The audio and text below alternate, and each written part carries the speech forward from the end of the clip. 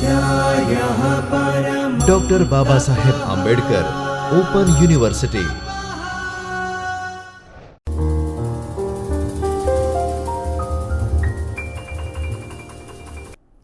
નમસ્કાર તાલીમાર્થી મિત્રો, doctor Baba Saheb Ambedkar open યુનિવર્સિટીના શિક્ષણશાસ્ત્ર વિભાગમાંથી હું ડૉક્ટર હિના રાવલ આપ સૌનું સ્વાગત કરું છું.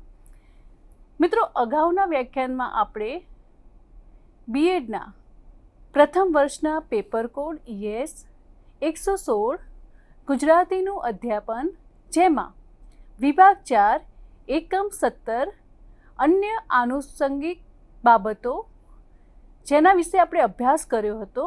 આજે આપણે એ જ એકમના છેલ્લા વ્યાખ્યાનમાં અભ્યાસ કરવાના છીએ. તો મિત્રો, આ એકમની આપણે વાત કરીએ તો અગાઉ આપણે ભાષાખંડ, ભાષા પ્રયોગશાળા, ભાષાખંડની સજાવટ કઈ રીતે કરશું એના વિશે અભ્યાસ કર્યો હતો. હવે આપણે સૌથી મહત્ત્વની બાબત જે છે તે છે માતૃભાષાનો શિક્ષક, એની સજ્જતા અને ગુણો, એના વિશે આપણે અભ્યાસ કરવાનો છે.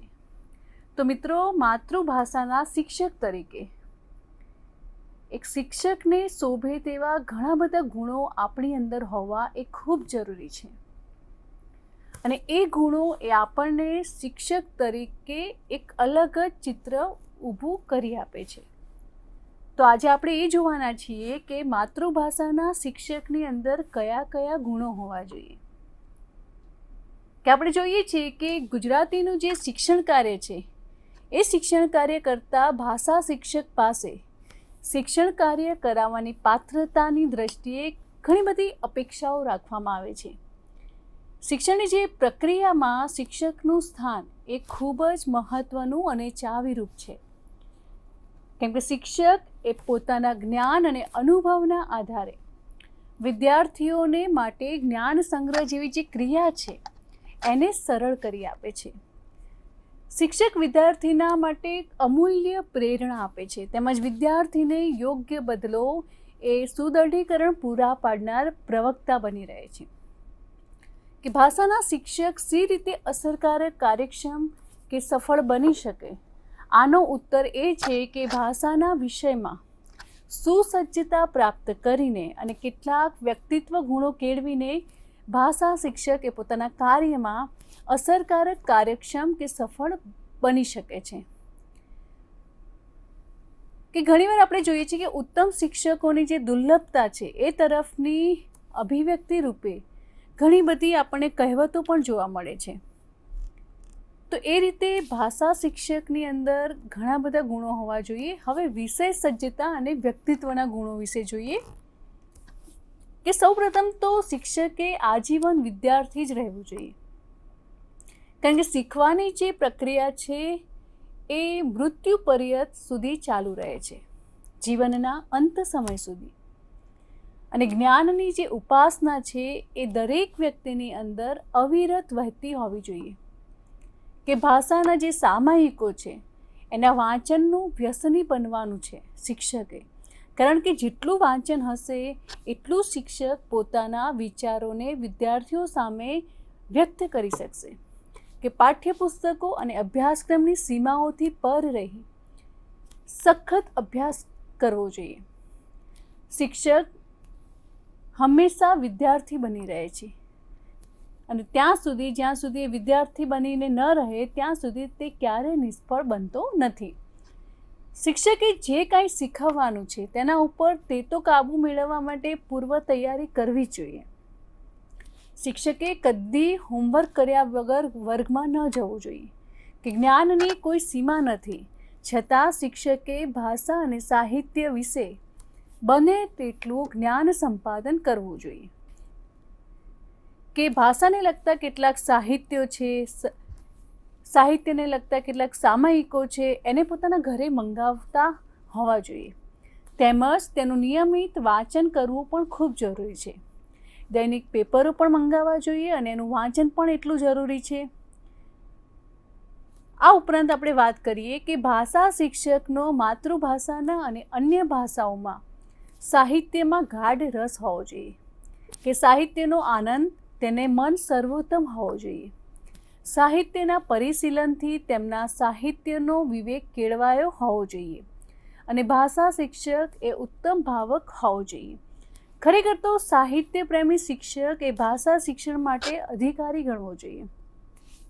ભાષા શિક્ષક પાસે ભાષા શિક્ષણની સહઅભ્યાસિક પ્રવૃત્તિઓના આયોજનની અને તેના સંચાલનની આવડત હોવી જોઈએ. કે ભાષા શિક્ષકે ક્રિયાત્મક સંશોધનો, પ્રયોગો, પ્રોજેક્ટો વગેરે માટે સુસજ્જ બનવું જોઈએ. ભાષા શિક્ષકે શિક્ષણ કાર્યમાં સતત પ્રયોગશીલ અને સાનુકૂળ બની રહે તો જ તેનું કાર્ય એ ઘરેડિયું મટીને જીવંત બની શકશે. હવે એક વ્યક્તિ તરીકે ભાષા શિક્ષકની જે વાણી છે એ વિશુદ્ધ, મધુર, વિનય અને પ્રભાવશાળી હોવી જોઈએ. કે વિદ્યાર્થીઓ પ્રત્યે નિસ્વાર્થ પ્રેમ હોવો જોઈએ.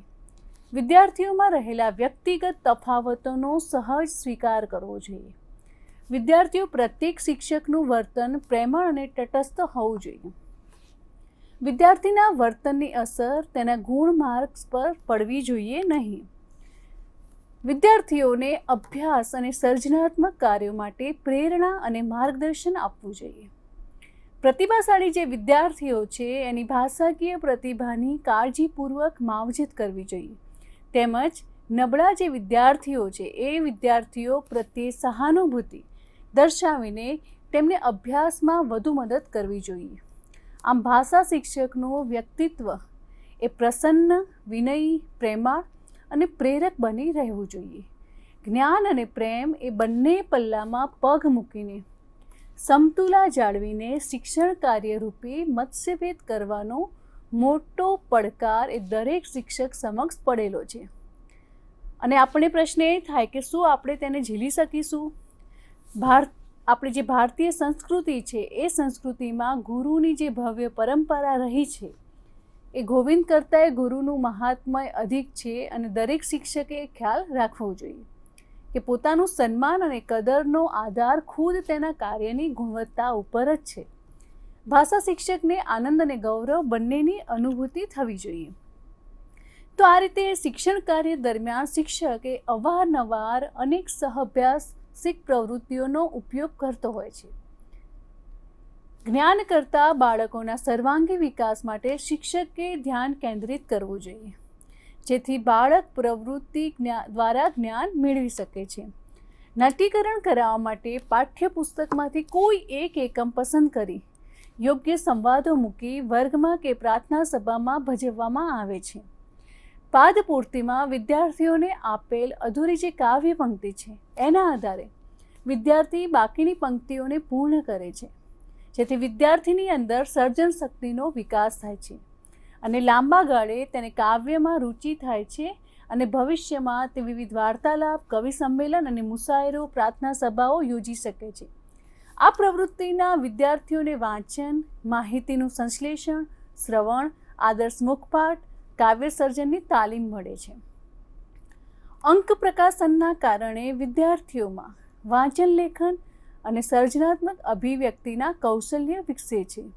આવી પ્રવૃત્તિ કરાવવાથી વિદ્યાર્થીઓમાં વિવિધ કૌશલ્યોનો વિકાસ થાય છે. વિદ્યાર્થીઓને વાંચન, લેખન માટે પ્રેરણા મળે છે. આપણે જોઈએ છીએ કે શાળાઓમાં જુદી જુદી પ્રવૃત્તિઓ કરાવવાથી વિદ્યાર્થીઓમાં પ્રત્યક્ષ અનુભવો થાય છે. તેનાથી અહેવાલ તથા રોજનીશી લખવાની ટેવ પડે છે.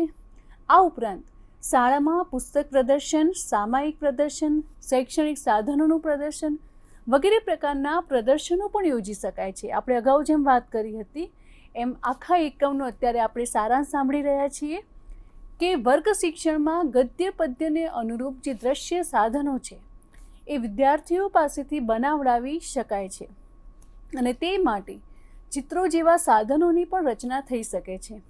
સાધન રચનામાં વિદ્યાર્થીઓની સર્જન શક્તિનો ખ્યાલ આવી શકે છે. ભાષા પ્રયોગશાળા વિશે આપણે આ એકમમાં વાત કરી તો ભાષા પ્રયોગશાળા, સંશોધનાત્મક ભાષા પ્રયોગશાળા એમ બે પ્રકારની ભાષા પ્રયોગશાળા છે. આદર્શ ભાષા પ્રયોગશાળામાં વિદ્યાર્થીઓ માટે અલગ બૂથ હોય છે. બૂથયુક્ત ભાષા પ્રયોગશાળા પણ બે પ્રકારની હોય છે કે પ્રસારણ ભાષા અને પુસ્તકાલય ભાષા પ્રયોગશાળા. ભાષાખંડમાં ફર્નિચર અને શૈક્ષણિક સાધન સામગ્રી રાખવામાં આવે છે. ભાષાખંડ એટલે વિષય શિક્ષક જે છે એ પોતે ભાષાખંડમાં બેસતા હોય, તેની અંદર સંદર્ભ પુસ્તકો હોય, સામયિકો હોય, દ્રશ્ય શ્રાવ્ય સાધનો વ્યવસ્થિત રીતે ગોઠવાયેલા હોય, ભાષાખંડની બરાબર સજાવટ કરવામાં આવી હોય. શિક્ષણ કાર્ય કરતા ભાષા શિક્ષક પાસે શિક્ષણ કાર્ય કરવાની પાત્રતાની દ્રષ્ટિએ કેટલીક અપેક્ષાઓ હોય ને સ્વાભાવિક છે. કેટલીક શિક્ષણની પ્રક્રિયામાં શિક્ષકનું કામ એ ચાવીરૂપ હોય છે. પોતાના જ્ઞાન અને અનુભવના આધારે વર્ગ શિક્ષકને જીવંત બનાવે છે. શિક્ષકે પુસ્તકો અને સામયિકોના વ્યસની બનવું જોઈએ. શિક્ષક વિદ્યાર્થી બની રહે ત્યાં સુધી તે નિષ્ફળ જતો નથી. તો આ એકમ અહીં પૂર્ણ થાય છે. આ એકમના સ્વાધ્યાયના પ્રશ્નો હવે આપણે જોઈએ. સૌ પ્રથમ છે માતૃભાષાના શિક્ષકની સજ્જતા જણાવો, અને બીજો પ્રશ્ન છે વિષય શિક્ષક તરીકે શિક્ષકના ગુણો જણાવો. અહીં આ એકમ પૂર્ણ થાય છે અને સાથે સાથે બીએડના પ્રથમ વર્ષનું પેપર કોડ ES 116 ગુજરાતીનું અધ્યાપન જે સમગ્ર પેપરનો અભ્યાસક્રમ પણ પૂર્ણ થાય છે. હવે પછી એક નવા જ વિષય સાથે આપણે સૌ ફરી મળીશું. ધન્યવાદ. स्वाध्यायः